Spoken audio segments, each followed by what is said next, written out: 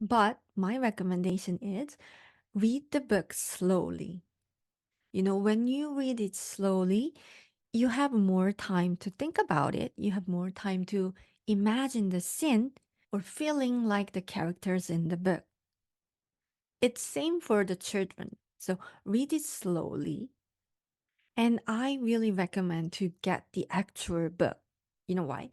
Because when we see the picture, when we see the illustration, we can be mindful more easily. You see the picture, it helps you imagine the scene in your head. Even though you want to change some small little things, small little details in your head for your situation, illustration still helps. And it's going to be more helpful for children. So I recommend to get the actual book and read it again and again with the picture.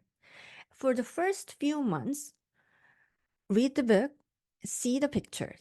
But after a few months, when your child is used to that story, when your child knows the story, then you can just read it and let your child just listen and imagine in her head, in his head only.